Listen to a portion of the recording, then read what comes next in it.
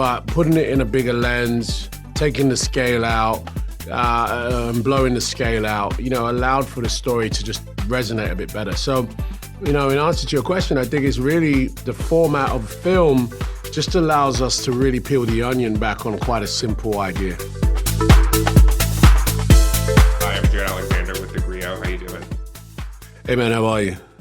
Good. I'm excited to talk to you, of course, about Luther the Fallen Son. And I think just to kind of start off a little bit, this is a character, a story that fans have loved and have eaten up for over a decade now.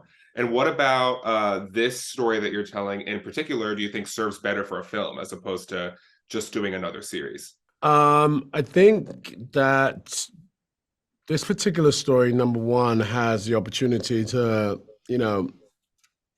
sort of scale up. It's quite a grounded premise, right? The internet is the devil.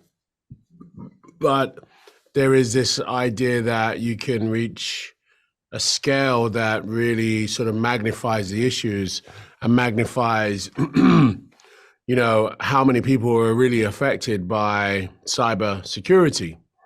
And so we could have done that in a TV show for sure, because the beats are, grounded. This is a guy that isn't like a monster. He's just an ordinary guy with some really monster ideas.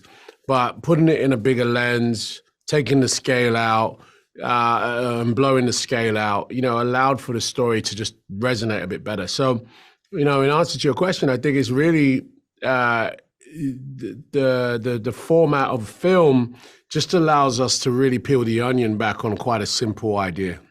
Mm-hmm. Absolutely. And it's a more concentrated amount of time. And even thinking to what you were just saying, the internet in 2010, I feel like we all have a completely different relationship with it now, even more so. Things advance so fast.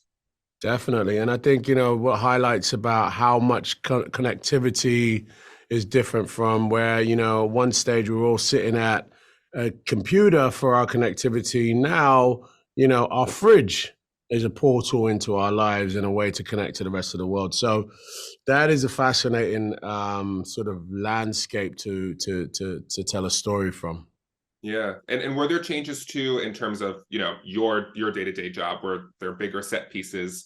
Was it different than, of course, doing the series? Or I also know that the Luther series as well, though, they were a short episode count too. So maybe that also did feel like a film set. Yeah, we did a short episode count. Luther isn't a sort of like a wham bam sort of procedural. We take time to sort of unpick the characters, unpick storylines. So the crossover to film felt natural.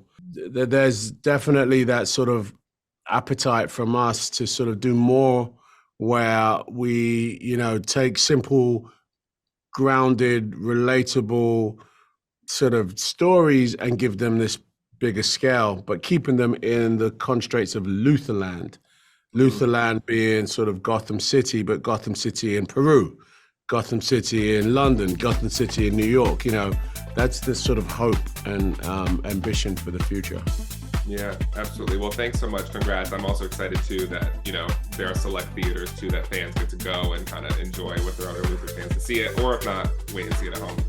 Yeah, I'm really pleased that people can see it on a big screen as well if they get the opportunity to do that.